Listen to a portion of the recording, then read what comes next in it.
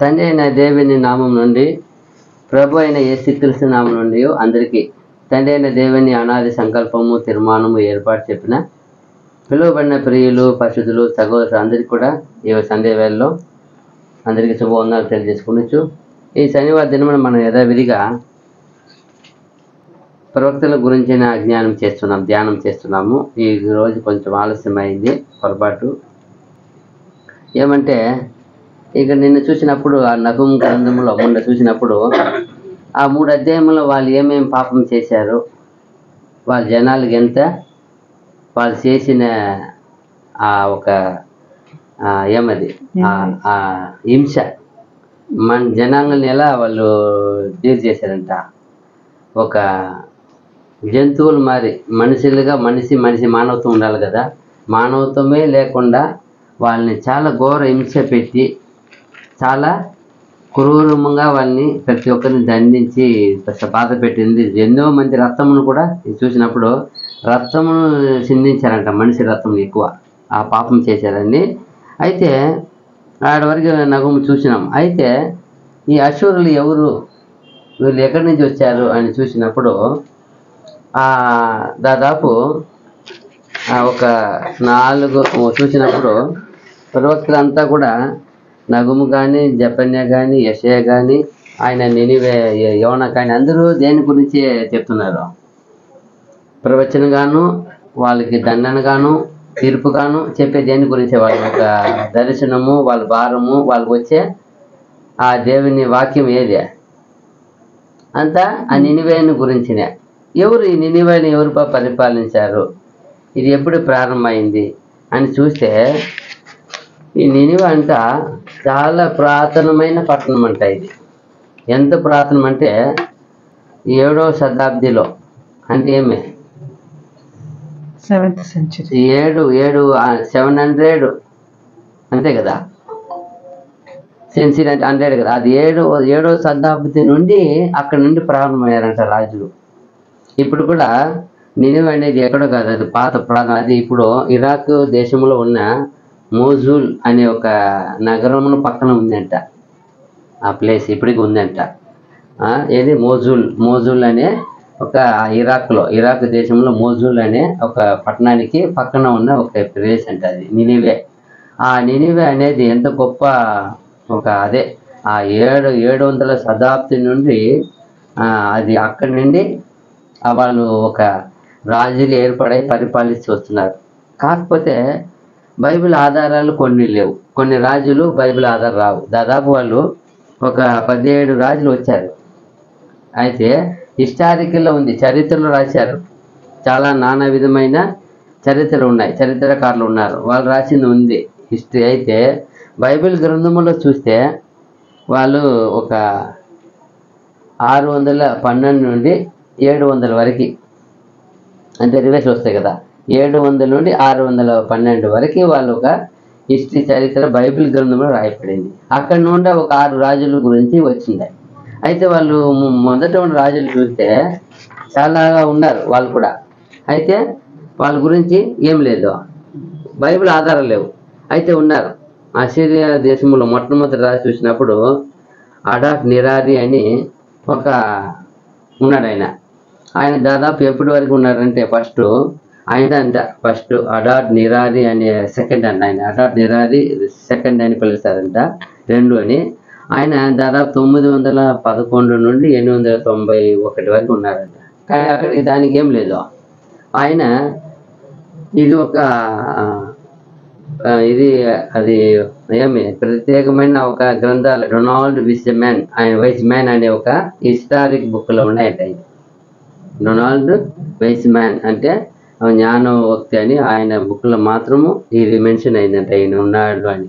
తర్వాత చూసినప్పుడు ఇంకొక ఆయన కూడా చుట్లెట్ నిరారి నిత్ర అని ఒక ఆయన ఉన్నాడు, 2 ఆయన కూడా 791 నుండి 884 వరకు ఉన్నాడు. 2వది ఈయన వచ్చి చాలా అందరినీ కంట్రోల్ చేసిన వ్యక్తి అంట. ఈయన వచ్చినప్పుడు బైబిల్ ఎక్కడికైనా ఆధారం లేదు. అయితే చాలా ఆ ఒక అసిరియా ఆ ఒక అసురీలు అంటే వాళ్ళు ఒక విప్లవం ఫేమస్ అవడానికి ఈయన చాలా పాటుపడాడు. ఆ ఫౌండేషన్ అనే ఒక ఏమంటారు దాన్ని, ఆ పునాది వేసే మారి ఆ దేశాన్ని ఆ రాజ్యాన్ని కట్టడానికి ఈయన ముఖ్యమైన పాటుపడాడంట. రెండో ఆయన. మూడోది చూసినప్పుడు ఈయన కూడా అసూరనస్పల్ అని ఒక ఆయన ఉన్నాడు. ఈయన కూడా బీసీలోనే అంత 883 నుండి 859 వరకు ఉన్నారు. ఈయన ఎంతంటే ఒక నినివే ఒక ఇది ఉంది కదా, ఆ అరణ్యములంతా ఆ పెద్ద భవనాలు ఏమంటారు, అరణ్మనే భవనాలను కట్టినారంటే, ప్యాలెస్ని కట్టినారంటే ఈయన వచ్చి. కానీ చాలా కొడూరమైన కొడూరు మానవుడు అంటే చాలా కఠినమైన క్రూరత్వం కలిగిన వ్యక్తి అంటే ఆయన ఉన్న రాజుల్లోనే అప్పటికి. ఎందుకంటే ఎవరికైనా ఏమైనా చేస్తే ఇమీడియట్లీ దండన, కఠినమైన దండన ఇస్తాడంట. ఆ దండన చూసి ఏ ఒక్కరు కూడా ఏమి చేసేదానికి ఉండదంట. ఆయన ఇచ్చినాడు ఈరోజు దానికి ఒక తీర్పు అంటే. రెండవది అలాంటి పరిస్థితికి తీర్పు రాదంట. ఆ పనిష్మెంట్ అది ఏ తప్పు చేసినారు అన్నప్పుడు ఆ తప్పు రాదంట. అంతగా ఆ ఒక జడ్జిమెంట్, ఆ ఒక తీర్పు ఇచ్చే ఆ ఒక శిక్ష అంత అంత క్రూరంగా ఉంటుందంట. అందరూ దాన్ని చూసి భయం వచ్చేట్టుగా ఎప్పుడు అది వాళ్ళ మైండ్ నిలిచిపెట్టుకుంటుందంట. ఈయన మూడవది. నాలుగవది చూసినప్పుడు సెల్మైనసర్ అని ఒక ఆయన వచ్చాడు. ఈయన 859, 824 వరకు ఉన్నాడు. ఈయన కూడా ఎక్కడ చేయలే. అయితే ఈయన అన్ని రాజుల్ని కలుసుకొని పోయే వ్యక్తి అంట. ఈయన అందరి దగ్గర ఏం చెప్తారంట. ఈయన ఫస్ట్ వచ్చి ఈ రాయిలో రాత రాస్తారు కదా, ఏమంటుందని చెక్కడం, రాత్రిలో చెక్కతారు కదా, లెటర్స్ ఈయన అంత ఫస్ట్ చెక్కింది. ఈయన అంట చేసింది ఫస్ట్. తర్వాత ఐదవది కూడా ఉన్నాడు. ఈయన కూడా షమిషి అడాడ్. ఈయన కూడా 824, 811 వరకు ఉన్నాడు. కానీ ఈయన వచ్చినప్పుడే లోపలనే గందరగోళం జరిగిందట. ఏమంటారు, ఉల్నాటి క్లచ్ అంటే లోపలనే కొట్టుకోవడాలు, గొడవలు అలాంటివి వచ్చాయంట. లోపలనే కంట్రోల్ చేయలేక. అలాంటిది అప్పుడు కొంచెం దేశము పడిపోయిన విషయం అంట ఈయన వచ్చినప్పుడు. తర్వాత అడాడ్ నెట్రీ 3, 2 చూసాం కదా, 3 కూడా ఉన్నాడంట. ఈయన 6వది చూసినప్పుడు. ఈయన వచ్చినప్పుడే మనకు కొంచెం క్లియర్గా ఉంది చూసినప్పుడు. చూడండి, ఇప్పుడు నినివే ఒక పాత అది విషయం ఉంది కదా, వచ్చినప్పుడు మనకు బైబిల్ ఆధారం నుండి ఉండే కొందరు ఉన్నారు. వీళ్ళు ఎక్కడి నుంచి ఉన్నారు, ఏ రాజకాలం ఉన్నారు అన్నప్పుడు ఇది కొంచెం మనకు ఆధారం ఉండే. ఎక్కడి నుండి అంటే ఇది కొన్ని చూస్తాం. ఏమంటే ఫస్ట్ తిర్కలక్ బ్లేజర్ అని ఒక ఆయన వస్తాడు. ఏమంట, ఇది కరెక్ట్గా బైబిల్లో కూడా ఉంది ఈయన ఎక్కడ ఉన్నాడని. ఈయన ఇజ్రాయేల్ రాజు అయిన బెకా దినములో ఉన్నాడంట. చూడండి, 2 రాజులు 15:29 ఉన్నప్పుడు ఈయన అక్కడి నుండి మనకి BC 745 to 727 వరకు ఈయన ఏలినాడంట. ఇజ్రాయేలు రాజైన తిర్కలక్ బ్లేజర్ పెహకు దినములలో అషూరు రాజైన తిగ్లత్-పిలేసెరు ఆయన పేరు వచ్చి ఇయోను పట్టణమును, అపద్బే తర్మయక పట్టణమును, యానో ఈహు పట్టణమును, కేదేజు పట్టణమును, హాషోరు పట్టణమును, గిలాదు దేశమును, గలిలయ దేశమును, నఫ్తాలి దేశము అంతయును పట్టుకుని అచ్చట నున్న వారిని అషూరు దేశమునకు చెరగా తీసుకొని పోయెను. ఈయనంట ఆ దేశాన్ని మల్టిట్యూడ్ అంటే చాలా విస్తరింప చేశాడంట. ఆ రాజ్యాంగది ఎక్కడైనా దండి ఎత్తుకొని పోతాడంట. ఆయన ఉన్న సైన్యం తోడుకొని ఏ దేశం వెళ్ళినా ఆ దేశాన్ని పట్టుకొని వచ్చేస్తాడంట. ఏం చేయడంట ఎక్కువ, మళ్ళా అందరినీ దోచుకొని పట్టుకొని వచ్చి తన దగ్గర పెట్టుకుంటాడంట. అలా ఎన్ని దేశాలు పట్టాడు లిస్ట్ ఇచ్చిన చూసాడా. ఆ దాంట్లో ఇజ్రాయేల్ కూడా ఒకటి, గలిలయ దేశము, నఫ్తాలి దేశం, అన్ని ఇవి దగ్గర పట్టుకొని అది పట్టుకెళ్ళిపోతారు కొన్ని. అక్కడ నుండి ఈ నుండి మనకి రికార్డ్స్ ఈ బైబిల్ గ్రంథంలో ఉంది. ఈయన దాదాపు 18 సంవత్సరాలు పరిపాలించాడు ఈయన.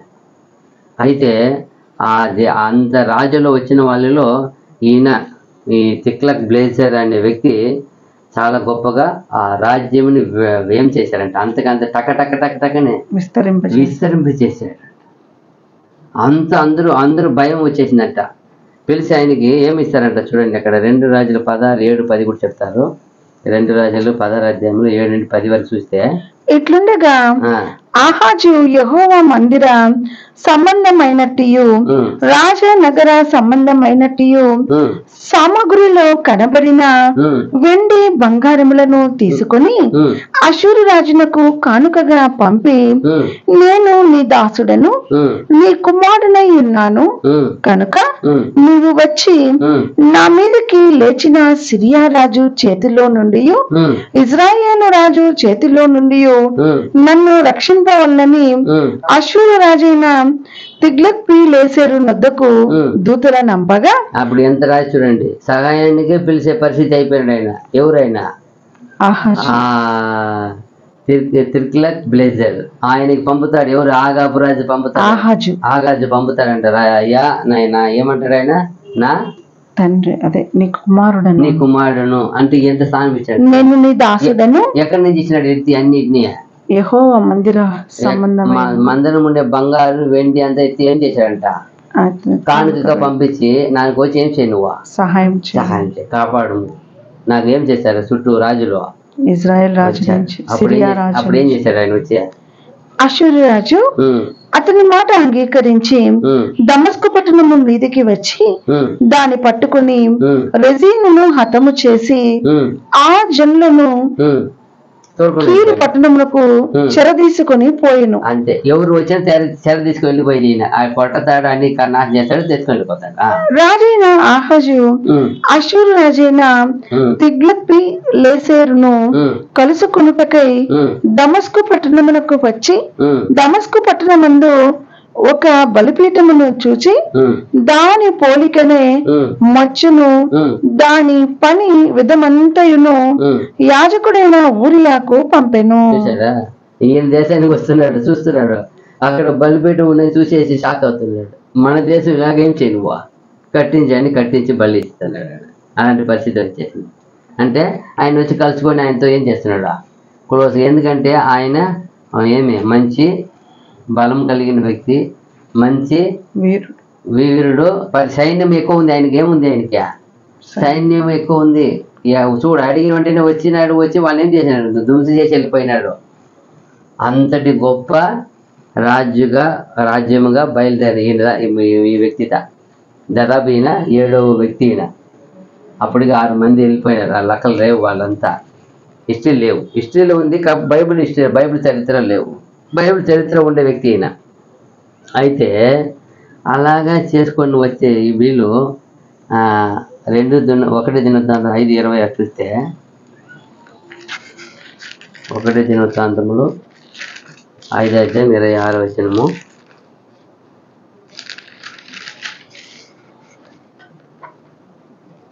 కాబట్టి ఇశ్రాయేలీయుల దేవుడు అషూరు రాజైన పూలు మనస్సును అషూరు రాజైన తిగ్లత్ పిలేసెరు మనస్సును రేపగా అతడు రూబేనీయులను గాదీయులను మనష్షే అర్ధగోత్రపు వారిని చెరపట్టి నేటికి కనబడుచున్నట్లుగా హాలాహునకును హాబోరునకును హారాకును గోజాను నది ప్రాంతములకును వారిని కొనిపోయెను.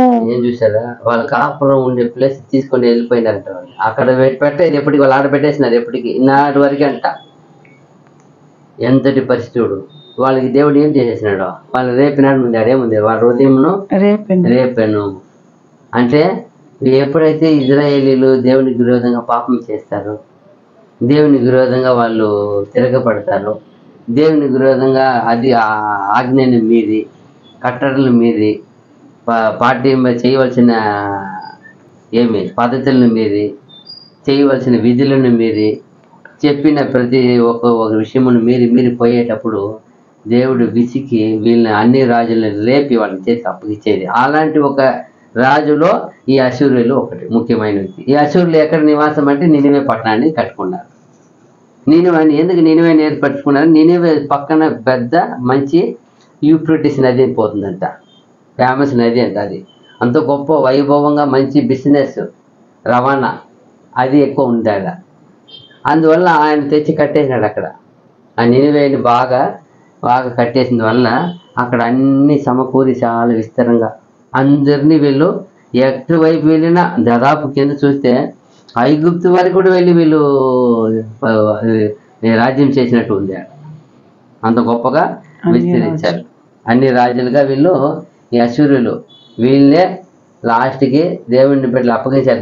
కొన్ని సంవత్సరాల తర్వాత ఏం చేస్తారు? దేవుడు వాళ్ళని తప్పు చేసినప్పుడు అప్పగిస్తారు. వాళ్ళు మారు మనసు పొంది క్షమాపణ ఒప్పుకున్నప్పుడు వాళ్ళు ఏం చేస్తారు? అక్కడ నుండి విడిపించినప్పుడు ఆ రాజు వదిలేయాల. కానీ అక్కడ తిరగబడితే ఆ రాజ్యం ఏం చేస్తారు? అట్లా గర్వపడినారు. వీళ్ళు ఏమన్నారు? మేము ఇన్ని రాజకీయాలతో వస్తున్నాం కదా, మాకేమనుకున్నారు. కానీ లాస్ట్ ఎప్పుడు దేవుని బిడ్డలకి తిరగబడ్డారో దేవునికి కోపం వచ్చి అని చేసి మళ్ళా చదువుతాం కింద. నెక్స్ట్ రాజు ఎవరు వస్తారంటే షల్మెనెసర్ ఆయన ఒక, ఇప్పుడు చదివాం కదా, ఈయన ఒక షల్మెనెసర్. చూడండి 2 రాజుల్లో ఈయన 5 సంవత్సరం వెళ్తాడు. పైన తిర్కిలక్ ప్లేజర్ వచ్చి 18 సంవత్సరం వెళ్ళినాడు. బీసీ 745 to 727 వరకు. ఈయన 727 to 722 వరకు వెళ్తాడు. అంటే 4-5 years అంతే, ఎక్కువ లేదు. కాకపోతే ఈయన 17వ అధ్యాయం 2 రాజ్యాల్లో 3 నుండి 6 వరకు ఉంది దీని గురించి. అతని మీదకి అషూరు రాజు అయిన షల్మనేసెరు అని పేరు. అదే షల్మనేసర్ యుద్ధమునకు రాగా హోషేయ అతనికి దాసుడై పన్ను ఇచ్చువాడాయను. చూసారా?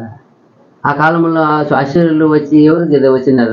మన ఇజ్రాయేల్ వాళ్ళు దేవుని పిల్లలు వచ్చినప్పుడు వీళ్ళు ఏం చేయలేకపోయారు. ఏం చేసినారు? తిరిగి వాళ్ళకి పన్ను చెల్లిస్తారు. దాసులుగా అయిపోయినారు. అయ్యా మేము మీ దాసులము, మీరు ఏం చెప్తారో. ఆ కాలం వచ్చినప్పుడు వాళ్ళు ఒక మాట చెప్పేసిపోతారు, మీరు 300 తాళంత ఏదో అంటారు. అది చెప్పేసిపోయినాక ప్రతి సంవత్సరం ఏం చేయాలి వాళ్ళకి? అది పన్ను చెల్లిస్తూ ఉండాలి. అది వాళ్ళు పెట్టే చట్టం. అలాంటి రాజులు వచ్చినప్పుడంతా ఇలా పెట్టేస్తారు. 300, 500 తాళం దాడినప్పుడు కొలిసి ఇవ్వాల. అందుకే అట్లా ఈయన ఏం చేసి అప్పుడు ఈయన ఈ షల్మనేసర్ అంట ఎట్టుపోయినా ముట్టడి వేసేస్తాడంట. ఈయన ఒక స్పెషల్ అంట. ఆయన ఎట్టుపోయి ముట్టడి అంటే ఏమి అనుకున్నారు? ఏదో 1 రోజు 2 రోజు 1 సంవత్సరం 2 నెలలు కాదు, సంవత్సరాల తరపుడు ఏం చేస్తారు? మొత్తము లాక్ చేసేస్తారు. లాక్ అంటే ఏమి? బయట రవాణా లోపల ఏమి లోపల ఉండేది బయటకు పోదు, బయట లోపల రావు. లేకపోతే పరిస్థితి ఏమి? లాస్ట్కి ఏం చేస్తాడంటే తెలుసా? ఆయన ఈ షల్మనేసరు చూస్తాడంట వాళ్ళు లొంగతారా లోపడతారా. లేకపోతే లోపలికి ఎప్పుడైనా రాజు అక్కడ ప్రకారం నదులు పోతాయంట, నీళ్ళు లోపల నది నుండి నీళ్ళు తాగడానికి పోయి మరి కాళ్ళు వెళ్ళిపోతాయంట. వాటిని అంతా మూసేస్తారంట. ఇప్పుడు నీళ్ళు మూసేస్తే పరిస్థితి ఏమి? లోపల ఉండలేదు ఎవరు. ఎంతకాలం ఎంత చేర్చి పెట్టుకోవచ్చు అవుతుంది అంతే. అట్లాంటి వాడంట ఆయన. చూస్తాడంట, వదిలేస్తాడంట, ఒక అమ్ముడు ఉంటాడంట. ఆ కాలంలో రాజులు మంచి గౌను కట్టుకుంటే రాజులకి నది నుండి నీళ్లు పోయే వంక ఉంటుంది, ఏర్పడిస్తారంట లోపల. అది నీళ్లు పోతానే ఉంటుందంట. వాటిని కనుక్కొని ఆ పట్టణానికి లోపల పోయి ఏ ఒక్కటిని పడగొట్టేస్తారంట. ముట్టడి బలంగా వేసేస్తాడు, ఎవరు రాకుండా. ముట్టడి అంటే ఎంత? కొంతకాలానికి వాళ్ళు కూడా లేపేస్తారంట. ఏమే గోడ కట్టారంట. అంతటి క్రూరమైన మనిషి. చూడండి, ఈయన దాదాపు ఎప్పుడో ఈయన కూడా ఇజ్రాయేల్ పడిపోవడానికి ముఖ్య కారకుడు ఆయనంటే. ఇజ్రాయేల్ని పడగొట్టే విషయంలో మొదట వ్యక్తి ఈయనంట. ఉంది ఆడ 3-6 వరకు ఏముంది మళ్ళా. అతడి మీదకి అషూరు రాజైన షల్మనేసెరు యుద్ధమునకు రాక హోషేయ అతనికి దాసుడై పన్ను ఇచ్చివాడాయను.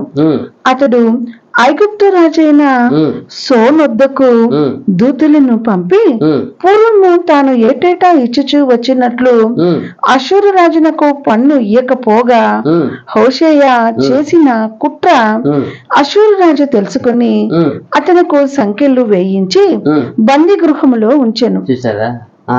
అష్షూరు రాజు దేశమంతటి మీదకి షోమ్రోను మీదకి వచ్చి 3 సంవత్సరములు షోమ్రోనును ముట్టడించెను. ఎంత ముట్టడి? ఎన్ని సంవత్సరం ముట్టడి వేస్తారంట? 3 సంవత్సరములు అంటే అర్థం చేసుకోండి, లోపల ఏ సవాలు పడిపోతాయి లాస్ట్కి. ముట్టడి అంటే ఏమి నేను చెప్పినట్టు ఫుల్ షీల్డ్, పట్టణాన్ని ఏం చేయరు, లోపల ఏమి ఒకటి పోవడానికి రావడానికి లేవు. అట్టంటి కఠిన వ్యక్తి. చూడండి, ఐగుప్తుని వారికి మళ్ళీ ఏం చేశాను, మళ్ళీ రాజు ఎత్తుకుని ఏం చేసేసినాడంట, బందీ గృహం పెట్టి. ఎందుకంటే ఏం చేసేసినాడు, పన్ను ఇవ్వలేదు. చెప్పినాడు ఇస్తానని, చెప్పిన ప్రకారం కట్టలేదు.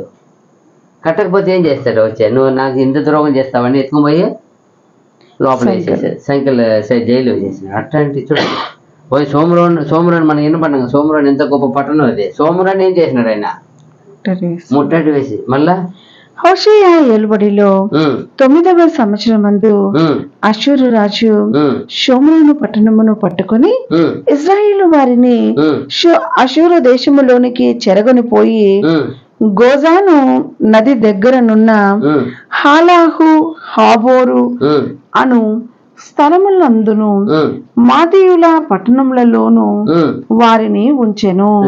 అక్కడ వాళ్ళు ఉన్న సొంత ప్లేస్ నుండి తీసుకుని వెళ్ళిపోయి ఎక్కడో పెట్టేసినాడు. ఇక్కడ ఉండకూడదని ఆ మరి చాలా మందిని ఆయన ఇది చేశారంట అక్కడ ఉండకుండా. ఎందుకంటే మీరు నాకు చెప్పినట్టు ఏం చేయాల, ఆయన మళ్ళీ కఠినమైన వ్యక్తి. అయితే చెప్తారు కదా శిక్ష ఆ మరి ఇస్తారంట. ఈయనంట ఫస్ట్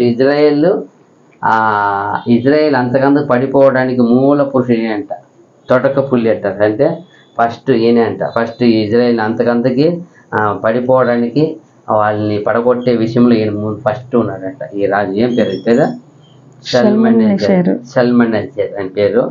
ఈయన ఏలింది 5 years, కానీ భయంకరంగా చేసినారు ఈయన కూడా. ఈయన మూడవది వచ్చినప్పుడు షార్కోన్ అనే 2 వస్తాడు. షార్కోన్ 1, 2, 3 ఉన్నారు, కాకపోతే ఈయన షార్కోన్ 2. ఈయన చూసినప్పుడు బీసీ ఆయన పోతాడు 22 నుండి 705 వరకు చేశారు. ఈయన దాదాపు ఈయన 18 సంవత్సరాలు వెళ్తాడు ఈయన కూడా. కానీ ఈయన సమార్యాన్ని పొత్తిగా తీసేసినాడంట. సమార్యాన్ని ఆయన ముట్టడి వేసినాడు కదా ఎవరు, ఈయన మొత్తం దాన్ని సొంతం చేసుకున్నాడంట. ఈయన చాలా భయంకరమైన వ్యక్తి. నినివే పట్టణాన్ని ఉన్న ఆ కట్టడాల్ని, ఆ భవనాల్ని అంతకంత విస్తరింపచేసండి ఈయన వచ్చి కూడా. అది ఆల్రెడీ ఉండింది ఎక్కువ అంట, ఇంకా ఇంకా డెవలప్ చేశాడంట ఆ నినివే పట్టణాన్ని. ఇంకా ఈయన అయితే కొత్త పట్టణాలు నియమించినాడంట. అక్కడ ఏమి ఉండదంట, ఆడపోయి ఆ ప్లేస్ బాగుందని చూసి అక్కడ అన్ని భవనాలను బంగ్లాలను ఇల్లు కట్టి అన్ని కొత్తదే ఏర్పరుస్తారంట. ఈయన సిటీ మేకర్ అంట. ఏం చెప్తారు ఆయన, ఒక టౌన్షిప్ని ఏర్పాటు చేసే వ్యక్తి అంట. ఈరోజు చూస్తాం కదా, ఒక బిల్డర్ ఎత్తుకొని పోయి ఒక 1000 ఇల్లు కట్టేసి ఏం చేస్తారు ఇక్కడ. మరి ఆ రోజులో ఈయన సిటీని ఏర్పరుస్తాడంట. ఈయన గొప్ప పట్టణాలు ఏర్పరిచేవారంట. ఆయన అంత గొప్ప వ్యక్తి అంటే ఆయన ఎవరో షార్కోన్ ఈయన పేరు. బీసీ 722 నుండి 705 వరకు ఉన్నాడు ఈయన. యెషయా గ్రంథంలో 20వ అధ్యాయంలో ఉంది ఈయన గురించి ఒక వాక్యము 1. 21 అష్షూరు రాజైన సర్గోన్ ఈయన పేరు. అదే అష్షూరు రాజైన షర్గోను తత్తాను పంపగా అతడు అష్టోదునకు వచ్చిన సంవత్సరమున అష్టోదీయులతో యుద్ధము చేసి వారిని పట్టుకొనెను. ఆ కాలమున యెహోవా ఆమోజు కుమారుడైన యెషయా ద్వారా ఇలాగూ సెలవిచ్చెను. ఈయనకి అప్పగిచ్చేశాడు. ఈయన అష్షూరులు ఏం చేయాల, దేవుడు కోపం వస్తే ఎప్పుడైనా ఏం చేస్తారు, అన్ని రాజ్యాల దగ్గర ఏం చేస్తారు, వాళ్ళని అప్పగిచ్చేసేది. ఎప్పుడు చూడప్పుడు దావీదు కాలం కానీ సౌలు రాజు కాలం కానీ అందుకు ముందు వరకు ఎవరి దగ్గర పక్కన ఉన్న ఎవరి దగ్గర ఉన్నారు, ఫిలిస్తీన్ల దగ్గర వీళ్ళు ఏం చేస్తూ వస్తారంట, ఫిలిస్తీన్లకు పన్ను కడుతూ పన్ను చెల్లిస్తూ వాళ్ళకి వెళ్ళి ఎప్పుడు ఏం జరుగుతూ ఉంటుంది, పోరాటం. న్యాయాధిపతుల కాలం అంతా ఆయన చెప్తాడు, ఆయన సౌలు ఉన్న 40 సంవత్సరాలు వాళ్ళతో పోరాడుతూనే ఉన్నాడంట. దావీదు వచ్చి కూడా ఆయనతో పోరాడుతూనే ఉంటాడంట. అప్పుడు చూడండి, ఎప్పుడు వాళ్ళకి పోరాటం ఉంటుంది. ఎందుకు ఉంటుందంటే వీళ్ళు ఏమైనా చేసినప్పుడంతా వాళ్ళకి ఏం చేసేస్తారు అది. అలాగే ఇక్కడ చూసినప్పుడు ఆ కాలంలో ఇజ్రాయేల్ చేసేటప్పుడు ఆ కాలంలో ఉన్న ఈ రాజులు పక్కన ఉన్నారు, పక్కన ఉండింది అశూరిలో ఉన్నారు. ఆ నినివే పట్టణాన్ని గొప్ప కట్టుకొని గొప్పగా ఉన్నారు వాళ్ళు. అందువల్ల వీళ్ళకి ఇచ్చేస్తారు. వీళ్ళు ఏం చేస్తారు, ఎక్కడ పోయినా భయంకరంగా ఎంత ముట్టడి చూడు, 3 ఏళ్ళు ముట్టడి వేసారు. మొత్తం పొత్తిగా ఆయనే చేశాడు, పట్టణాన్ని పట్టుకున్నాడు ఆయన. అంత గొప్ప వ్యక్తి ఈయన షార్ఖోన్. ఈయన అదే కొత్త కొత్త భవనాల్ని, కొత్త కొత్త పట్టణాలని ఏర్పరిచి నినివే ఉన్న కట్టడాలంతా గొప్పగా ఎదిగించాడంట ఆయన. గొప్ప ఈయన చూసినప్పుడు ఇంకా కూడా ఉంది, ఆయన క్రింద ఉందా, ఇంకేముంది 2వ వచనంలో. ఆ కాలమున యెహోవా ఆహాజు కుమారుడైన యెషయా ద్వారా ఆమోజు కుమారుడైన యెషయా ద్వారా ఇలాగూ సెలవిచ్చెను, నీవు పోయి నీ నడుము మీది గోనె పట్ట విప్పి నీ పాదముల నుండి జోళ్లు తీసివేయము. ఇక్కడ ఏం చేశారు, ఈయన ఇజ్రాయేల్ 10 భాగస్తులని అందరినీ కూడా అక్కడ ఉన్న ప్లేస్ నుండి వేరే ప్లేస్కి మార్చేశారంటే. 10 జనాంగాన్ని, 10 విధమైన జాతులని ఆ ఇజ్రాయేల్ అక్కడ ఉన్న ఇజ్రాయేల్లో ఉన్న వాళ్ళని పరంగుడి మక్కలు అంటారు. ఏమంటారు వాళ్ళని, వెనకబడిన వాళ్ళు, లో క్యాస్ట్ పీపుల్ అంటారు కదా. అలాంటి వాళ్ళని 10 జాతులని అక్కడి నుండి వాళ్ళని పర్మనెంట్గా వేరే చోటికి తరలించారంట ఈ రాజు. ఈ షార్ఖోన్ అనే వ్యక్తి భయంకరమైన ఈయన ఆ తక్కువ వాళ్ళని ఒక దూరంగా పెట్టేస్తారంట. అలాంటి వాళ్ళంట ఈయనకు అది ఒక ఈ పని అంట ఈయన చేసింది. తర్వాత చూసినప్పుడు 4వదిగా సన్నగొరిపు. ఈయన గురించి మనకు తెలుసు. 4వది ఈయన ఇది ముట్టడి షార్ఖోన్ ముట్టడి వేస్తాడు కదా.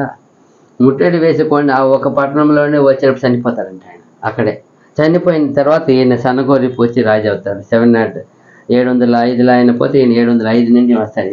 ఈయన ఆయన కుమారుడే సన్నగొరిపు. ఈ 681 వరకు ఈయన కూడా 24 సంవత్సరం వెళ్తాడు ఈయన. కానీ ఇతని ఓటమే రికార్డ్ అంట బైబిల్ గ్రంథంలో. చాలా గర్వి అంటే ఈయన. ఉండే రాజుల్లోనే రచ్చగొట్టే రాజు అంటే ఈయన అంటే ఎక్కువ. అందరినీ పురిగొలిపి అందరితో మాటతోనే పడగొట్టాల్సి వస్తాడంట. ఫస్ట్ దేంతో, అందరిని ఫస్ట్ మాటలతోనే పడగొడతాడంట. మాటనే వాళ్ళని ఏ విధంగా వాళ్ళని రెచ్చగొట్టాలా అని చాలా అలాంటి క్రిమినల్ మైండ్ అంటే ఈయనకు ఉండేది. ఉండే రాజుల్లోనే నినివేని ఆ కాలంలోనే గొప్ప ఒక అధికారపూర్వమైన ఒక గొప్ప పట్టణంగా ఈయన అంట గుర్తింపు చేశాడంట ఈ సన్నగొరిపు వచ్చి. అంతవరకు దానికి అటు ఇటు ఉన్న అన్ని పట్టణాలు ఉన్నట్టుగా ఒక పట్టణం అది. కానీ గుర్తింపు పొందే ఒక పట్టణముగా గొప్ప, అది ఏమంటారు, పవలమాన నగరం. అంటే ఏమంటే ఒక పవలం అంటారు, ఏమంటారు అది వజ్రము, ఏమంటారు దాన్ని. అలాంటి గొప్పమైన పట్టణంగా చేశారంట. అన్నీ ఉన్నాయి కానీ అన్ని పట్టణంలో ఇది విశేషత అంటారు. అలాంటి గొప్ప పట్టణముగా చేశారంట. దీన్ని ఎరిగింపు చేశారంట.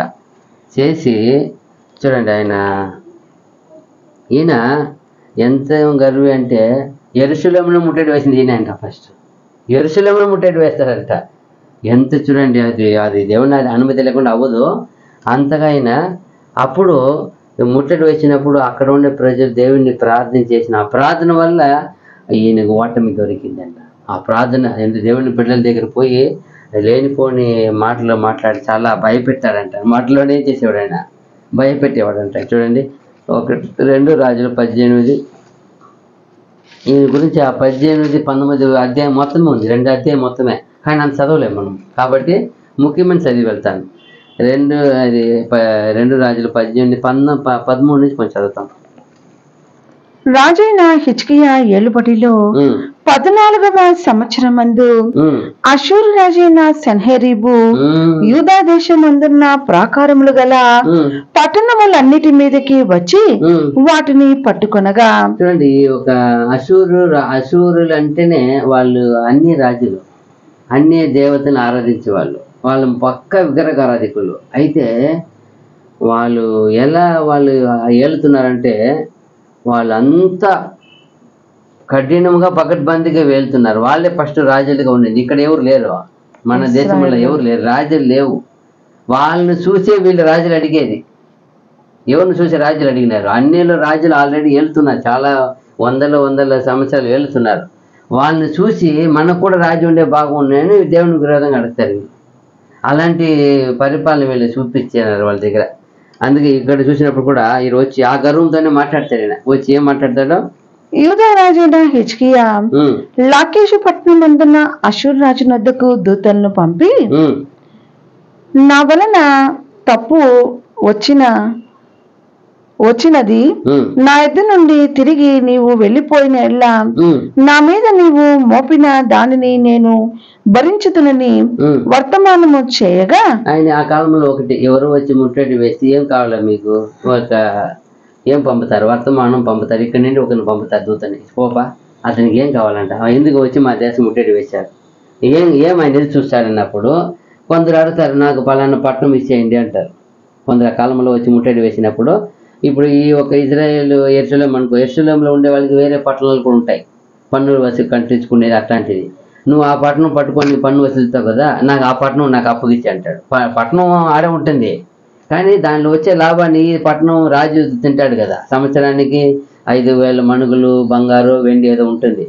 అలాగే ఇప్పుడు ఆ పట్టణంలో నీకు వస్తుంది కదా, అది నాకు అప్పగించు అని అడతారు. లేదా ఇప్పుడు నాకు వెంటనే నీ పట్టణం ఉండే నాకు 5,000 10,000 మణుగులు బంగారు అంటారు.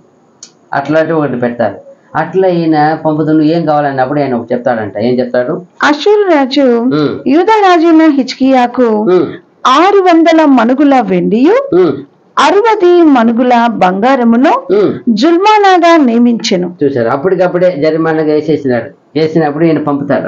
కావున హిజ్కియా యెహోవా మందిరం అందును రాజనగరం అందున్న పదార్థములలో కనబడిన వెండంతయు అతనికి ఇచ్చెను. వెంటనే ఇమ్మీడియట్ వచ్చినాడు, అడిగిన ముట్టడి వేసినాడు కాబట్టి మనకి ఎందుకులే అని ఏం చేసినాడు, అన్ని కలెక్ట్ చేసి ఇచ్చేసినాడు. మరియు ఆ కాలమందు హిజ్కియా దేవాలయపు తలుపులకున్న బంగారమును తాను కట్టించిన స్తంభములకున్న బంగారమును తీయించి అషూరు రాజుకి ఇచ్చెను. చూడండి, అప్పుడు వచ్చిన రాజుకు మరలా ఉండేదంతా ఎక్కడ ఉండేది ఇస్తున్నారు, దేవాలయంలో దేవుని ఆలయంలో ఉన్న తలుపులకు ఉన్న బంగారం ఇప్పిస్తున్నారు. ఎంత చూడండి, సరే ఇచ్చేసినారు. అంతటా అషూరు రాజు తర్తానును రబ్సారీషును రబ్షాకేసును లాకీషు పట్టణము నుండి యెరూషలేము నందున్న రాజైన హిజ్కియా మీదకి బహు గొప్ప సమూహముతో పంపెను. మళ్ళా ఇంకా ఇప్పుడు ఇచ్చినాడు కదా, ఇచ్చినా కూడా ఆయనకి ఏం పోలా, సరిపోలా, తృప్తి కాల. ఇంకా ఏమన్నా ఇంకా ఇంత ఇచ్చినాడే, ఇంకా ఎంత ఉంటుందో ఆత్రం. అలాగే చూసుకుంటూ వస్తే ఎంత విస్తారంగా ఉంది. వచ్చిన 30 నుంచి చదవండి, మళ్ళీ 6 నుంచి చూస్తాం, ఒక 7 వరకు. ఎందుకు మళ్ళీ ఎక్కువ? యెహోవాను బట్టి మిమ్మును నమ్మించి యెహోవా మనలను విడిపించును. ఈ పట్టణము అషూరు రాజు చేతిలో చిక్కక పోవునని హిజ్కియా చెప్పుచున్నాడే. హిజ్కియా చెప్పిన మాట మీరు అంగీకరింపవద్దు. అషూరు రాజు సెలవిచ్చినదేమనగా, నాతో సంధి చేసుకుని నా యొద్దకు మీరు బయటికి వచ్చిన ఎడల మీలో ప్రతి మనిషి తన ద్రాక్ష చెట్టు ఫలమును తన అంజూరపు చెట్టు ఫలమును తినుచు తన బావి నీళ్లు త్రాగుచు ఉండును. అటు పిమ్మట మీరు చావక బ్రతుకున్నట్లుగా మేము వచ్చి మీ దేశము వంటి దేశమునకు, అనగా గోధుమలను ద్రాక్ష రసమును గల దేశమునకును ఆహారమును ద్రాక్ష చెట్లును గల దేశమునకును ఒలీవ తైలమును తేనెయు గల దేశమునకును మిమ్మును తీసుకుని పోవుదును. అచ్చట మీరు సుఖముగా నుందురు. కావున యెహోవా మిమ్మును విడిపించునని చెప్పి హిజ్కియా మీకు బోధించు మాటలను వినవద్దు. ఇదే ఇక్కడ ఎవరికి విరోధంగా మాట్లాడతాడంటే ఈయన లాస్ట్కి దేవుడే ఈయనకి అనుమతి ఇచ్చింది, అసురులకి అనుమతి ఇచ్చిందే ఒక చోట చెప్తాడు. అక్కడే నా సేవకులు అంటారు ఈయన. ఎందుకంటే నా సేవకులు, అప్పుడు నెబుకద్నెజరు నా సేవకుడు అంటారు. ఎప్పుడు తన పిల్లలు తప్పు చేశారు అప్పుడు ఆయనకు అప్పగించారు. అప్పటికి తీసుకొని పోయి వాళ్ళు కొన్ని సంవత్సరం 70 సంవత్సరం వరకే పర్మిషన్, మళ్ళీ ఏం చేయాలి వాళ్ళని రిలీజ్ అంతే, అంతవరకే. తర్వాత ఆయన గర్వపడ్డాడు. ఆయన ఏం చేసిన వెంటనే 7 సంవత్సరం అంతే, 7 సంవత్సరం గడ్డి మెప్పించేస్తున్నాడు, గర్వపడినాడు పోయా. ఇక్కడ కూడా అంతే, ఈ సన్నగొర్రెపు వచ్చి అంతవరకు ఉన్న రాజులు వచ్చి ఏదో పోతా వస్తున్నారు. ఈయనట్ట కాదు, ఈయన ముట్టడి వేసి అందరినీ తీసుకొని పోయి వేరే మార్చేస్తాను, ఇది నాకు ఇచ్చేయండి అన్నట్టు అడుగుతున్నాడు. పట్టణాన్ని ఏం చేస్తున్నా ఆశపడతాడు ఈయన. అక్కడ మాటలో మీకు వేరే ద్రాక్ష ఒలివి తోట బాగా ఉండే గోధుమ ఉండే పంట మీకు ఇస్తాను, వేరే చేస్తాం, అది ఇక్కడ ఏం చేయాలి నాకు ఇచ్చేయాలని ఈయన అడుగుతున్నాడు. అయితే ఆ విషయం కూడా ఏమన్నాడు, ఈయన దేవుడి మీదకి వెళ్ళినాడు. మీ ఒక రాజు ఇసికి ఏం చెప్తున్నాడు, దేవుడు మిమ్మల్ని విడిపించును అని మిమ్మల్ని మభ్య పెడుతున్నాడు, అలాంటి మాట నమ్మవద్దండి చెప్పి నా చేతికి ఎవరిని విడిపిస్తారా అని గర్వపడతారు. అక్కడ ఎక్కడ ఉంది అది 37 చదివినవా? 37, 36, 37, 35 నుండి ఉన్నాయి.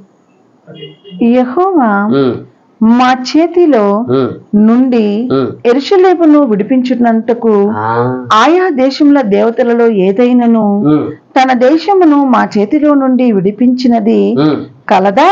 అదిదా ఇక్కడ వచ్చింది.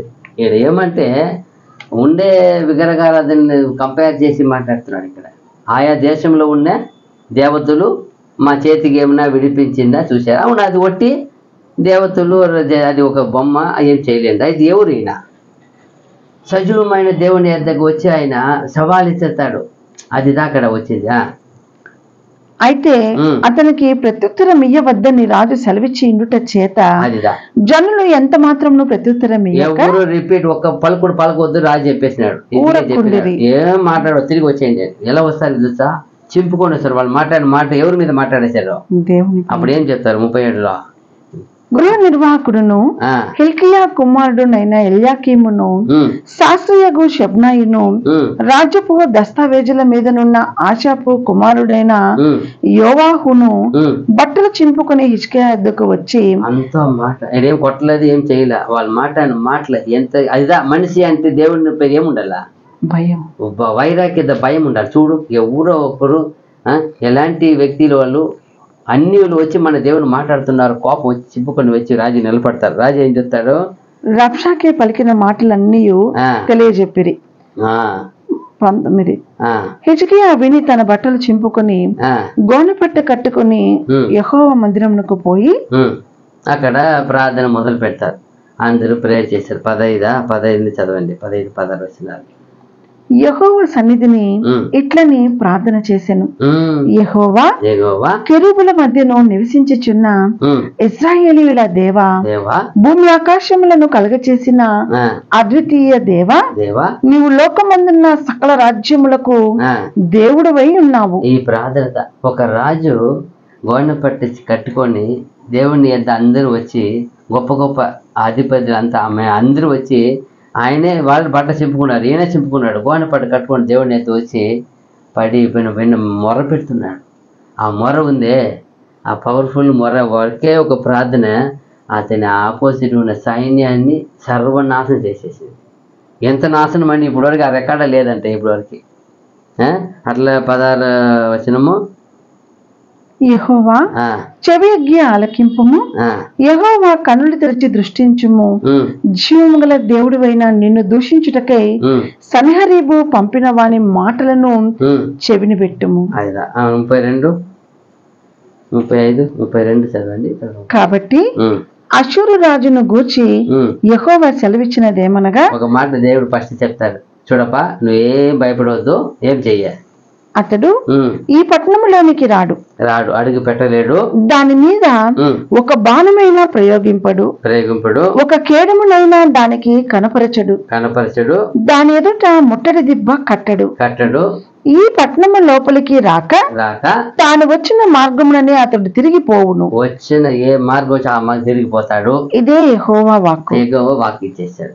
యెహోవా వాక్కు ఇచ్చి ఇంకొకటి మామూలుగా ఏం చెప్తారంటే మీరేం చేయాలంటారు తెలుసు. అప్పుడు మామూలుగా వాక్కు ఇస్తే మీరు పలానా వ్యక్తి మొదటి వ్యక్తిగా యుద్ధం ప్రారంభించి అంటారు. ఎక్కడైనా చెప్పేది అదే వాస్తవంగా. ఇక్కడ ఏం చెప్తారంటే ఏం చెప్పరు. ఏం చెప్తారు 35లో, ఆ రాత్రి యెహోవా దూత బయలుదేరి అష్షూరు వారి దండుపేటలో వచ్చి 1,85,000 మందిని హతము చేసెను. అంతే. నిద్ర ఉదయమున జనులు లేచి చూడగా వారందరూ మృత కళేబరములై ఉండిరి. అంతే. అంటే ఈయన ఎంత గొప్ప బలాటలు తెచ్చుకున్నాడు తెలుసా? ఎన్ని బలాటలు తెచ్చుకున్నాడు, ఎంత యుద్ధ పురుషుని తెచ్చుకున్నాడు తెలుసా? 185,000 చంపబడింది ఎలాంటి వ్యక్తులంట? బలాఢ్యులను. ఎవరిని చంపినారు? చదవండి. ఆ రాత్రి యెహోవా దూత బయలుదేరి అష్షూరు వారి దండుపేటలో చొచ్చి 185,000 మందిని హతము చేసెను. ఉదయమున జనులు లేచి చూడగా వారందరూ మృత కళేబరములై ఉండిరి. అష్షూరు రాజైన సన్హెరీబు తిరిగిపోయి నినివే పట్టణమునకు వచ్చి నివసించిన తరువాత అతడు నిస్రోకు అను తన దేవతా మందిరమందు మొక్కుచుండగా అతని కుమారులైన అద్రిమెలెకును షరేజేరును ఖడ్గముతో అతన్ని చంపి అరారాతు దేశములోనికి తప్పించుకుని పోయిరి. అప్పుడు అతని కుమారుడైన ఎసర్హాదోను అతనికి మారుగా రాజాయను. అంతే. ఎంత పరిస్థితి చూసారా? అక్కడ మాకు రాయపడింది పవర్ఫుల్, మంచి సోల్జర్, భయంకరమైన సోల్జర్ అంటే వాళ్ళు, బలాఢ్యులని, బలవంతులని. అలాంటి వాళ్ళు తెచ్చుకొని ఆయన గర్వపడ్డాడు. అయితే ఒక్క సింగ దూత వచ్చింది. మొత్తం మామూలుగా యుద్ధం అంటే మీరు పోండి, నేను వస్తాను చేస్తాను, అదంతా ఏం చెప్పలే. ఇక్కడ మీరేం చేయపాక, ముట్టడి వేస్తున్నాడు. ఇప్పుడు మీరేం చేయపాకండి, నేను ఒక్క దూతను పంపి వాళ్ళు చుట్టూ పాలెంలో ఉన్న ప్రతి ఒక్క బలమైన సోల్జర్ని చంపేసి లేచి చూపించినప్పుడు ఏముంది అక్కడ? సైన్యమే లేదు కదా, సైన్యమే లేదు కదా. ఎంత భయం వచ్చిండాల. వెళ్ళినాడు ఇప్పుడు తన దేవత కాపాడు. ఇంతకాలం అనుకున్నాడు నా దేవత నన్ను పంపింది, నడిపింది అనుకున్నాడు. ఆయన నడిపింది, పంపింది ఎవరు? దేవుడు ఆయనకి. అందువల్ల ఆయన ఏమి తన కుమారుల చేత నరకబడ్డాడు. ఎంత పరిస్థితి చూసాగా. ఆయన ఎవరు విరోధంగా లేపింది? ఎవరు? మళ్ళా దేవుడే లేపేసి ఇప్పుడు ఆయన కుమారుడు ఏమైపోయాడు? ఇప్పుడు 5వదిగా ఏం పేరు? ఆయన పేరు ఎసర్హాదోను. ఆయన 5వ రాజుగా దాదాపు ఈయన 12 ఏళ్ళు ఏడినాడు. 681 నుండి 669 వరకు. అంతే. ఈయన కూడా సామాన్యుడు కాదు. ఆయన ఏమంటారా, తండ్రికి మించిన కొడుకు అన్నట్టు. ఈ ఐగుప్తు వరకు వెళ్ళి ఆయన యుద్ధము చేసి వచ్చిన వ్యక్తి అంట. అంతవరకు ఎవరు పోరు, పక్కపక్కనే చేస్తుంటారు. ఈయన చాలా లాంగ్. నినివేని ఈయన చేసిన పని అంటే ఏం తెలుసా? ఈయన నినివేని అందమైన పట్టణంగా మలిచాడంట. ఈయన అందముగా ఉంది, అది గొప్పగానే ఉంది. వచ్చి ఈయన వచ్చే వాళ్ళని ఏదో ఒకటి చేస్తూ ఉండాలి కదా. అలా ఇప్పుడు కూడా చెప్తాడు, మన చేత ఏమిది మన ఇండియాకి ఏం చేస్తారు? డిజిటల్ ఇండియా చేస్తారని డిజిటల్. అలాగే ఆ కాలంలోనే చూడండి, ఐగుప్తు ఉన్న వాళ్ళు వచ్చి ఆయన నినివేని అందమైన పట్టణంగా మలిచి ఈయన ఒక సమరియా ఆ దేశం మక్కలంతా జనాలంతా కూడా అన్నిటి మార్చేశారంట. చూడండి, ఎజ్రా 4:2 ఉంటాయి ఈయన గురించి.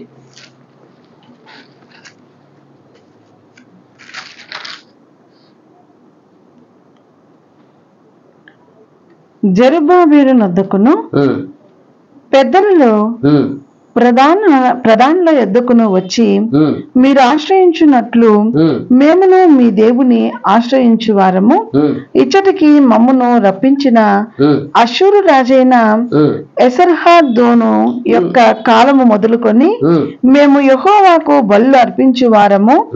మేమును మీతో కలిసి కట్టెదమని చెప్పిరి. ఎవరు? ఎసర్హాదోను వచ్చి ఆయన ఏమంట అప్పటి వరకు ఏం చేసేవాళ్ళు అంట? వాళ్ళు యెహోవాకు బలులు అర్పించు వారం అంట. అంతవరకు అక్కడ పర్మిషన్ ఉంది, అంతకుముందు వరకు ఏం లేదు. తర్వాత ఈయన ఇంకా ఏముంది కింద? అందుకు జెరుబ్బాబెలును యేషూవయు ఇశ్రాయేలీయుల పెద్దలలో తక్కిన ప్రధానులను మీరు మాతో కలిసి మా దేవునికి మందిరమును కట్టుటకు నిమిత్తము లేదు, మేమే కూడుకొని పారసీక దేశపు రాజైన కోరెషు మాకిచ్చిన ఆజ్ఞ ప్రకారము ఇజ్రాయేళ్ల దేవుడైన యెహోవాకు మందిరమును కట్టుదామని వారితో చెప్పిరి. అప్పుడు వచ్చి వీళ్ళు అడుగుతారంట, మేము కూడా ఏం చేస్తాము, మీతో కలిసి కడతామని. అది దేవునికి ఇష్టం ఉంటుందా? ఎవరుదా ఉండాలి అక్కడ, హక్కుదారులే ఉండాలి. హక్కుదారులు ముఖ్యం, వీళ్ళు హక్కుదారులు కాదు కదా. అయితే వీళ్ళు ఏమంటే ఒకప్పుడు వీళ్ళు ఏలినారు వీళ్ళని, అందువల్ల వీళ్ళు వచ్చి అడిగేది. ఆయన వద్దంటారు. అవి ఎసరుగా ఎక్కడ పోయి అడుగుతారు చూడండి. ఎందుకంటే వాళ్ళు అంత పని వాళ్ళు ఉంటారంట, అంత గొప్ప ఏమంటారు ఆ కళాకారులు. ఆ కళాకారుల వల్ల వీళ్ళు ఎక్కడికి పోయినా పట్టణం నిర్మించేదంటే వీళ్ళ పని. ఎవరి పని? ఈ అశూరులు వెళ్ళే ప్లేస్ అయినా వాళ్ళు పట్టుకుంటారంట, మలుస్తారంట గొప్పగా. దాన్ని ఏమంటారు, దాని రూపనే మార్చేస్తారు. మరి ఇప్పుడు చూడిన నినివేని గొప్ప అడిగే నగరం మాకిన బాగా బ్యూటిఫుల్గా చేసినాడంట ఆ పట్టణాన్ని. ఈయన వచ్చినాక ఎంత గొప్ప విషయం చూడ. ఈయన 5వదిగా ఈయన వచ్చాడు. తర్వాత 6గా చూసినప్పుడు ఈయన బాకపోతే ఈయనకి ఇది లేవు, ఏమి మన బైబిల్లో ఆ గ్రంథాలు ఎక్కడ ఆయన ఆచకు లేదు. అయితే ఈయన అషూర్ బనిపాల్ అనే ఒక రాజైన, ఈయన 42 సంవత్సరాలు వెళ్ళినాడు. అషూర్ బనిపాల్ పేరు. కానీ ఫస్ట్ ఈరోజు లైబ్రరీ వచ్చింది కదా, ఈరోజు పాత పురాణ లైబ్రరీ ఈ రోజుకి ఉందంట నినివేలో. ఆ నినివేలో అప్పుడులోనే లైబ్రరీ నియమించిన వ్యక్తి అంట ఆయన. ఇప్పుడు కూడా దాని పేరు కూడా అషూర్ బనిపాల్ లైబ్రరీ ఉంటుందంట. మనం పురాతన కొడితే అషూర్ బనిపాల్ లైబ్రరీ వస్తుందంట. పురాతనమైన లైబ్రరీలో ఒకటి ఈ రోజుకి నినివే పట్టణంలో ఉందంట. అప్పట్లోనే ఆయన చెప్తాను కదా, రాత్రిలో కూడా ఏం చేసేవాడు ఆయన. ఆ పురాణం చూసినాక 3వ వ్యక్తి రాత్రిలో రైటింగ్ రాసేవాళ్ళు, రాతలు అక్షరాలు రాసేవాళ్ళు. అప్పుడు లైబ్రరీ వచ్చిందంటే ఎంత గొప్ప విషయం కదా. పురాతన లైబ్రరీ ఆయన అషూర్ బనిపాల్ అని కొడితే వచ్చిందంట. ఈయన వచ్చి చేశాడు. ఈయన వచ్చిన తర్వాతనే అంట చదువు, ఎడ్యుకేషన్ ఫస్ట్ ఈయన తెచ్చాడంట దేశంలో. అషూర్ రాజు అయిన అప్పుడు ఈయన మరియు కళాచారం వాళ్ళకి పెట్టారు. అంటే ఏమని అర్థమో, చదువు, విద్య, ఈ స్పోర్ట్స్ ఉంది కదా, స్పోర్ట్స్ ఈరోజు అదే ఆటలు పోటీలు ఏమంటారు దాన్ని తెలుగులో? ఆటలు క్రీడలు. ఆ క్రీడలంతా అక్కడ ఆయనే ప్రారంభించాడంట. ఫస్ట్ దాన్ని ఏమంటారు, పుట్టించిన వ్యక్తిని చెప్తారంట. దాన్ని మొదలుపెట్టిన వ్యక్తి, ప్రారంభించిన వ్యక్తి ఈయనంట. అప్పటి వరకు ఎక్కడ ఎడ్యుకేషన్, ఎక్కడ దేవుని పెట్టలేదు ఉండొచ్చు, ఎక్కడ ఉన్నాయి మన బైబిల్ ప్రకారంగా ఆడ ఉంది, ఇక్కడ లేదు. కానీ అన్నిల్లో ఫస్ట్ ఈ అషూర్ బనిపాల్తో ఫస్ట్ ఆ ఎడ్యుకేషను, ఆ స్పోర్ట్స్, ఆ విద్యలు, ఏమంటారు కళలు, క్రీడలు, ఇది డ్రాయింగ్ అంతా వేస్తారు కదా, శిల్పాలు చేసేది. అప్పుడు ఈయన అంట దీన్ని స్పెషల్గా పెట్టి ఎడ్యుకేషన్ పిల్లలకు ఒక ఇది ఉండాలని ప్రారంభించిన వ్యక్తి అంట. ఎప్పుడు 669, ఎప్పుడు 627 వరకు 42 years వెళ్ళినాడంట. అప్పట్లో భయంకరంగా ఈయన చేశాడంట. ఈయన అషూర్ బని, ఈయన గురించి వాక్యం అయితే మనకి ఎక్కడ లేవు. తర్వాత షిన్ సర్ ఖాన్ అని ఒక ఆయన ఉన్నాడు, 7వ వ్యక్తి. ఈయన కూడా ఆయన తర్వాత 627 నుండి 612 వరకు చేశారు. 15 సంవత్సరాలు వెళ్ళినాడు. ఈయన ఒక అసిరియా ఒక చివరి దినంలో గొప్ప శక్తివంతమైన రాజు అంట ఈయన.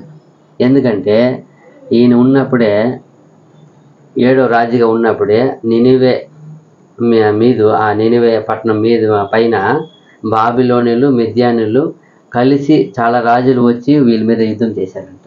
అప్పటి వరకు వీళ్ళ మీద ఎవరు రారంట. అయితే ఈయన ఈ బాబిలోనిలు కూడా భయపడి మనం ఒకటే పోతే ఏమవుతామండి, ఎందుకంటే ఇది బలమైన రాజ్యం కదా, దీన్ని కొట్టాలి ఎట్టని ఇంకా మిద్యానులను కూడా పిలుచుకొని అందరూ కట్టుగా వచ్చి ఈ నినివే మీద పడి నినివేని అప్పుడు చాలా యుద్ధం చేసి చాలా పడగొట్టారంట ఆల్మోస్ట్ ఈయన. అది ఎప్పుడంటే 612 BCలో. అంతవరకు వీళ్ళు ఏలిక ఉందే 88 సంవత్సరాలు గొప్పగా వెళ్ళారంట. ఇంకా పాత వాళ్ళు లెక్క లేని వాళ్ళు చూసినప్పుడు ఇంకా 300 ఎక్కువ పోతుంది, 340-80 సంవత్సరాల దగ్గర పోతా ఉంది. అయితే దానికంతా ఏం లేదు, ఆధారాలు లేవు. బైబిల్ ఆధారం ఉండేది 88 సంవత్సరానికి ఉంది. 612 నుండి 700 వరకు ఉన్నాయి. ఇంకా ఈయన 7వ రాజు షిన్షార్ ఖాన్ అని ఈయన 7వ రాజు. 8వ రాజు ఒక ఆయన 4 years వెళ్తాడు. అయితే అక్కడ ఉండడు. ఈయన ఆల్రెడీ పడి ఆ రాజు అంతా ఏం చేసినాడు, వాళ్ళు అందరు నాశనం చేసిపోయాను. ఈయన ఏం చేశాడు, ఈయన చివరి అసిరియా రాజు అయిన 4 సంవత్సరము నినివే పడిపోయిన తర్వాత వెళ్ళి వేరే చోట్ల హారాన్లో ఉండి అక్కడి నుండి పరిపాలిస్తున్నాడంట. అంటే రహస్యంగా వస్తాడు, కొంత రాజు ఎక్కడ ఉన్నాడో తెలియకూడదు. రాజు ఆల్రెడీ రాజులు ఏం చేశాడు, అందరినీ అతను చేసిన అలా 4 ఏళ్ళు ఈయన చేశాడంట 8వ రాజుగా. ఎవరైనా అషూరు అబిలెట్ ఆయన పేరు, UBALLIT ఉంది, అషూర్ అబిలెట్ అని ఉంది. ఈయన నా 4 years కానీ రహస్యంగా 8వ రాజుగా చేశాడు, కానీ బహిరంగంగా చేయలే. అయితే ఈయన చూసినప్పుడు చూడండి, అంటే ఒక ఒక ఒక జనాంగం పెరుగుతుందంటే అది ఎవరి వల్లనే, దేవుని వల్లనే. అది అన్యుల జనం కావచ్చు, దేవుని జనమే కావచ్చు. కానీ ఒక జనాంగం ఒకరి కింద బానిసకి వెళ్తారంటే అది ఎవరి వల్లనే, ఇక్కడ మనం చూడవచ్చు. ఇదే అశూరుల కిందనే చాలా రాజ్యం అప్పగించారు ఆయన. ఎప్పటికీ వీళ్ళు పోయి ఏ రాజు గిట్ట పెట్టల, కానీ ఒకేసారి అకస్మాత్తుగా గొప్ప మహిమగా గొప్ప ఉన్నతంగా ఉన్న రాజ్యము ఒక అశూరు రాజ్యం వచ్చి ఏమీ లేకుండా చేసినాడు. అప్పుడు ఏమి అర్థము, చేసింది ఏమి చేయలేదు, ఏమి లేదాడ. ఆయన చెప్పింది ఒక్కటంటే 10 ఎక్కువ చేసేది, అది కాదు కదా. ఏం చెప్తాడు దేవుడు, ఒక లాయ్ అందరికీ ఒక మానవత్వం, ఒక మనిషి, ఒక అన్నిటికీ ఒక పద్ధతి ఉంది. పద్ధతి మీరిపోతే ఇక్కడ వీళ్ళు ఏం చేశారు, గర్వించారు. ఎవరికి విరోధంగా పోతున్నారు, లాస్ట్కి దేవునికి విరోధంగా పోతున్నారు. అదిదా మనం ఎప్పుడు కానీ మనం ఎవరికైనా విరోధంగా పోతే ఒక తీర్పు ఉంటుంది, ఒక క్షమాపణ ఉంటుంది. దేవునికి విరోధంగా పోతే అది ఘోరమైన నాశనం, అది తీర్పు కాదు. అది దానికి ఏమి సొల్యూషన్ లేవు దానికి. ఏదో మనుషులకి ఏమైనా విరోధంగా అబద్ధం ఏమైనా పోతా ఉందంటే దానికి ఒక సొల్యూషన్, ఒక పనిష్మెంట్ ఉండి మళ్ళీ తిరిగి చేర్చుకుంటారు. కానీ దేవునికి విరోధంగా పోయినప్పుడు అది నాశనానికి దారి తీస్తుంది. అది ఎవరు చూడవచ్చు అంటే ఈ అశూరులు చూడవచ్చు. అశూరులు చూడండి, విర్రవిగారు, గర్విలైనారు. వచ్చి ఆయన సన్నగొర్రెపు వచ్చి ఎంతగా ఆ దేవుణ్ణి విరోధంగా మీ యెహోవా నన్ను నా చేతికి పట్టణ విడిపించగలుగుతాడా అని అడిగినప్పుడు ఎంత బాధ, అది ఎంత ఘోరమైన విషయం. అదిదా అంటే ఆయన అడిగాడు. ఈరోజు చాలామంది జీవితాలు అట్టే ఉంటాయి. అదిదా మనం ఇక్కడ ఈ పని చూడవచ్చు. అయితే దేవుడు వెంటనే చేశాడంటే అప్పటికే 3 ప్రవక్తల ద్వారా 4 ప్రవక్తల ద్వారా ఆయన వాళ్ళ గురించి ఏం చేస్తాడు, హెచ్చరికిస్తానే ఉన్నాడు. ఎవరిని పంపుతాడు ఫస్ట్ చూడండి. అక్కడ చూసినప్పుడు నాకు 3 ఏళ్ళు చూడవచ్చు. ఏం చెప్తారు చూడండి, నగూము గ్రంథము 3:7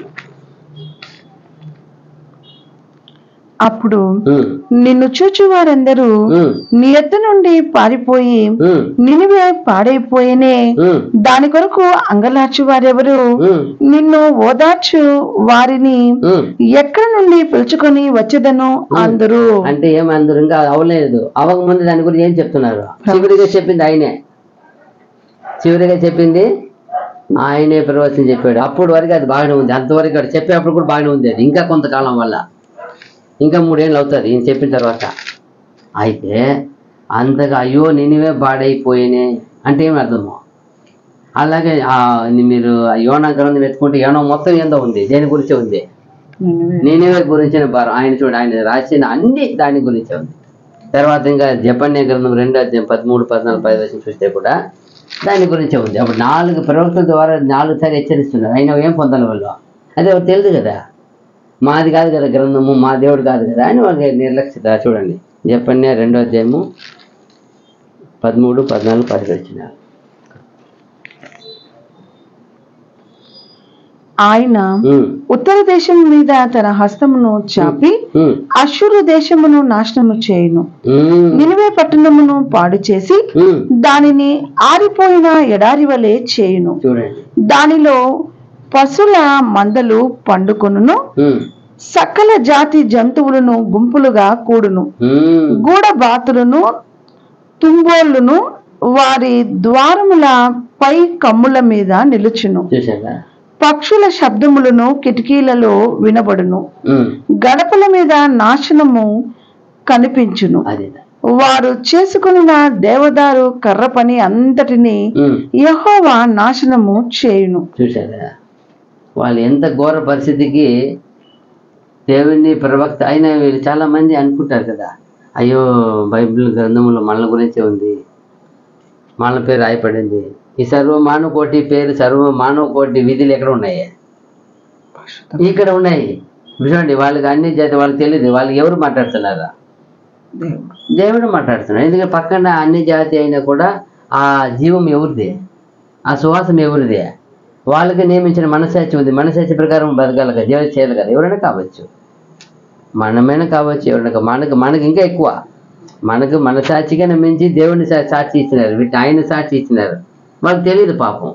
మనకు దేవుని సాక్ష్యం ఇచ్చినారు. అది చెప్తారు, అనేక సాక్ష్యం ఎదుట మిమ్మల్ని ఒప్పుకొంటారు అన్నాడు ఆయన. అయితే ఎన్ని సేవకులు రాశారు దీన్ని.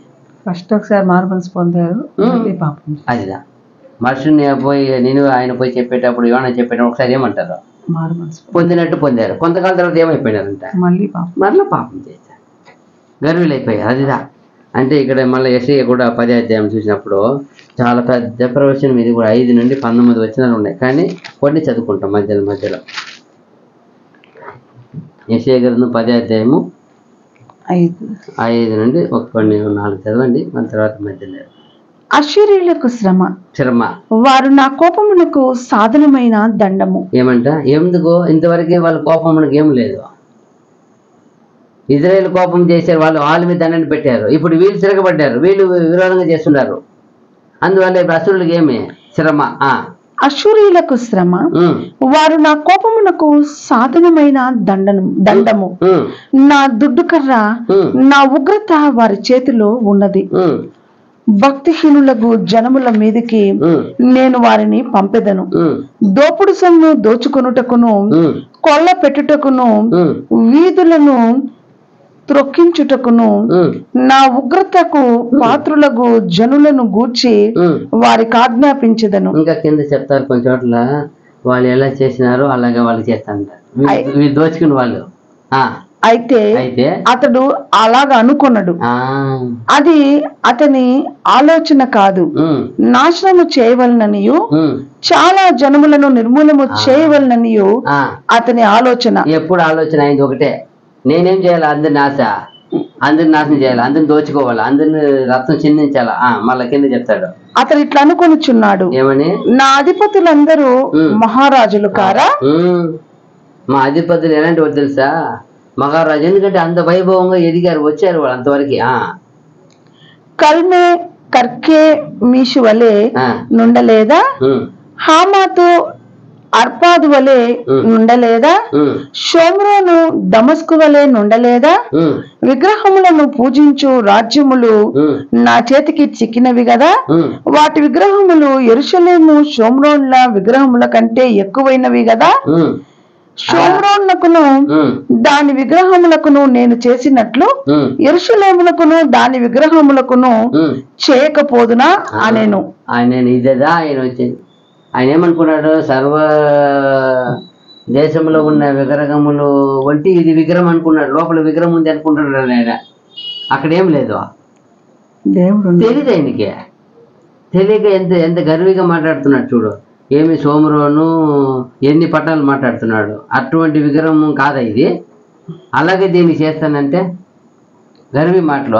కావున సియోను కొండ మీదను యెరూషలేము మీదను ప్రభువు తన కార్యమంతయు నెరవేర్చిన తరువాత నేను అష్షూరు రాజు యొక్క హృదయ గర్వము వలని ఫలమును బట్టి అతని కన్నుల అహంకారపు చూపులను బట్టి అతని శిక్షింతును. ఏమంటారు మాట్లాడే కదా, ఆయన మాటలు, ఆయన కన్నులు గర్వము, అహంకార చూపులు. ఇదా ఈరోజు ఆయన ఎవరు లేరు. ఈరోజు అందరూ మనమంతా రాజులైన యాజస్వామి. మన మాటలు ఎలా ఉన్నాయి, చూపులు ఎలా ఉన్నాయి? ఏమండి ఆయన ఎవరో చెప్ప చేసి వెళ్ళిపోయినారు? లేదండి, ఆయన అందరూ అయిపోయినారు. ఇప్పుడు మనం ఉన్నాం, మనతో మాట్లాడుతున్నాడు. అశూరు రాజులు ఎందుకు అంత పరిస్థితికి వచ్చారంటే వాళ్ళ గర్వమైన మాటలు, అహంకార చూపులు. ఎంత అహంకార గర్వ చూపండి.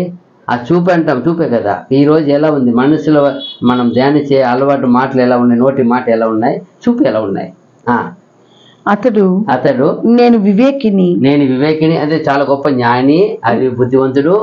నా బాహుబలము చేతను, నా బుద్ధి చేతను అలాగూ చేసి తిని. అదిదా చూసారా? నా బాహుబలము, నా బుద్ధి చేత నేను ఇలా చేసినాను అనుకుంటాడు ఆయన. నేను జనముల సరిహద్దులను మార్చి వారి ఖజానాలను దోచుకొంటిని. చూసారా? జనముల సరిహద్దులను ఎక్కడంటే ఎవరు మార్చేసి ఏంటంటే అక్కడ ఉండే దోచుకునేది. మహాబలిష్ఠుడనై సింహాసనాసీనులను తోసివేసి తిని. గొప్ప పట్టణాలు ఆయనకు అప్పగిచ్చేశాడు దేవుడు. తోసినందువల్ల ఈయన చాలా గర్వం అయిపోయినాడు. ఇదంతా నా బలము, నా బుద్ధి, జ్ఞానం చేశాడు అనుకుంటున్నాడు ఆయన. ఈ రోజు కూడా చాలా మంది సత్యం ఎరిగి కూడా నా జ్ఞానము, నా చదువు, నా బలము నాకు ఇంతగా ఎదిగినని అనుకుంటారు. చాలా మంది అనుకుంటారు. అయితే ఆయన దయ లేనిది ఏదైనా ఏం చేయదు. మనకేమీ పొందుకోలేము, అనుభవించలేము, దాన్ని మనం ఏమి ఆరగించలేము ఏదైనా. పక్షి గూటిలో ఒకడు చెయ్యి వేసినట్టు జనముల ఆస్తి నా చేత చిక్కెను. ఒకడు విడువబడిన గుడ్లను ఏరుకొనున్నప్పుడు రెక్కను ఆడించున్నదైనను, నోరు తెరచున్నదైనను, కిచకిచలాడినదైనను లేకపోవునట్లు. ఇజ్రాయేలు యొక్క వెలుగు అగ్నియును, అతని పరిశుద్ధ దేవుడు జ్వాలయునగును. అది అశూరు యొక్క బలు రక్కసి చెట్లకును గచ్చ పొదలకును అంటుకొని ఒక్క దినమున వాటిని మృంగివేయును. అంతే, దానికి నాశనం వచ్చేసిందని ఈ లాస్ట్ యెషయా మొత్తం చెప్పేశారు ఆయన. అది ఎంత గర్వపడిందని ఎక్కడా లేదు. ఎక్కడ ఉంది తెలుసా? ఇక్కడ ఉంది. మీరు చదవండి, కావాలంటే 10వ అధ్యాయం మొత్తం చదవండి. దాని అశూరుల గురించి స్పెషల్గా ఒక 5 నుండి 19, 20 వచనం వరకు ఉంటుంది. చూడండి నిజం ఎందుకు ఇదంటే ఒక గర్వపడే ఒక ఒక ఒక ఎంత గొప్ప అది రాజ్యమైన సరే, ఎంత గొప్ప రాజ్యం ఇది, ఎంత కాలం వెళ్ళింది. దాదాపు గ్రంథంలో చూసినప్పుడు 400 సంవత్సరాలు వాళ్ళు హిస్టరీ లేని వాళ్ళంతా కలిపి 400 సంవత్సరం వస్తుంది. కొందరు కలిసి చూసినప్పుడు మించి 130 సంవత్సరం ఉన్నారు ఇక్కడ. అన్ని మంది 7 మంది 8 మంది రాజులు వెళ్ళినారు. అక్కడ ముందు మొత్తము ఒక 10 మంది 17 మంది రాజులు వెళ్ళినారు. అయితే లాస్ట్లో వచ్చిన కొంత రాజులు ఎంత గర్వపడారంటే అంత గర్వపడ్డారు. ఆ గర్వం ఎవరికి విరోధంగా పడుతారంటే దేవునికి విరోధంగా వచ్చేసారు. దేవుని పిల్లలకు విరోధంగా వచ్చినారు. అక్కడ దేవుని పిల్లలకు విరోధంగా వచ్చి దేవునికి విరోధంగా మాట్లాడుతున్నారు. అప్పుడు దేవుడు వాళ్ళని హెచ్చరించి 4 ప్రవక్తల ద్వారా హెచ్చరించారు. యోనా, నహూము, జఫన్యా, యెషయా చెప్పి లాస్ట్లో ఏమీ లేకుండా 612 మొత్తం డెస్ట్రాయ్. నినివే రాసిందే రాత ఏం చేశారు? నినివే మహాపట్నం అని ఉంది ఆడ. నినివే మహాపట్నం పోయి నినివే ఏమీ లేంటే ఏమంటారు? ఏమైపోయింది? పక్షి కూడా అయిపోయిందంట. ఎలా పరిస్థితి చూడండి. ఎందుకంటే ఈ అశూరులు ఎవరని మనకు తెలియదు కదా. అందుకే నహూము మనం ఎత్తినాం కాబట్టి నహూములు ఎక్కువ ఎవరి గురించే ఉంది? అశూరుల గురించే ఉంది. అక్కడ ఏం చేసింది? ఆ నినివే పట్టణం ఏం చేసింది? ఎవరంటే ఆ నినివే పట్టణం ఈ అశూరు రాజులు ఒక కోట, అది క్యాపిటల్. అది అక్కడ నుండి వాళ్ళంతా వస్తున్నారు. ఒకరు తండ్రి తర్వాత వస్తున్నారు. వస్తే వాళ్ళంతా అశూరులే, ఆ రాజ్యమే ఉంది వాళ్ళది. కానీ వాళ్ళు చేసేదంతా దోపుడు. ఏం చెప్తున్నా చూడు, దోచుకునేది. నా చేయికి చికెన్ దేవుని విడిస్తానా? నా చేయికి అప్పగించిన వాళ్ళని మార్చేసేది, అన్ని దోచుకుంటాను కదా. ఇదే పని అలవాటు. అప్పుడు దేవుడే వాళ్ళ అగమును చూసి, వాళ్ళ గర్వమును చూసి, వాళ్ళ తిరుగుబాటును చూసి, వాళ్ళ గర్వం అన్ని, వాళ్ళ చూపు అన్ని చూసి అది అలాంటిది దేవునికి విరోధంగా ఉన్నప్పుడు ఆయన అన్ని సర్వనాశనం చేస్తాడు. కావున మనం ఏం చేయాల? ఇలాగా ఉండకూడదు. మనకి ఇది ఒక హెచ్చరిక. మనకి చెప్పేది పాఠము హెచ్చరిక. వాళ్ళకి జరిగింది మనకి ఎందుకంటే అన్నప్పుడు మనకి హెచ్చరిక అని చెప్తారు అక్కడ. పూర్వం రాయబడింది మనకి బోధ కలుగుటకై. మనం ఏం చేయకూడదు. అందుకంటారు మీరును ఆ కాలంలో వాళ్ళు చేసినట్టు, వాళ్ళు ఏం చేసినట్టు పౌలు గారు చెప్తారు. ఆ కోప దినమున, ఉగ్ర దినమున ఇజ్రాయేలు పడి చేసినట్టు మీరు విభచారం చేయకూడని అక్కడి నుంచి చెప్తారు. ఎందుకు చెప్తారు? అక్కడ వాళ్ళు ఏం చేశారు? విరోధంగా అన్ని జాతుల దగ్గర పోయి వాళ్ళు తినకూడదు, ఉండకూడదు, అన్నీ చేసుకొని గలీజ్ చేస్తారు.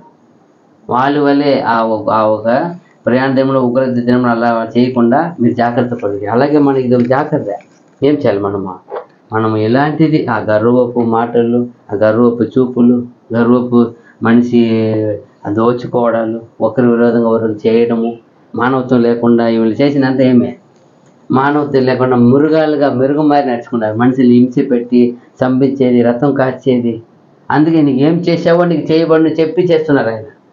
కాబట్టి మనము ఇదంతా వదులుకొని దేవుడు కోరుకున్న ఆ ప్రకారం మనము ఆ పరలోక రాజ్యానికి ఏది అర్హత, ఏది అనుకూలము, ప్రభు మనకి ఏం నేర్పించారో వాటిని ఏం చేయాల, వాటిని మనం అద్దుకొని జీవించి గొప్ప ఆశీర్వాదం పొందినట్లు తండ్రి అయిన దేవుడు మనల్ని సహాయం చేయను కాక. మీ అందరి వందనములు. God bless you. ఆమేన్.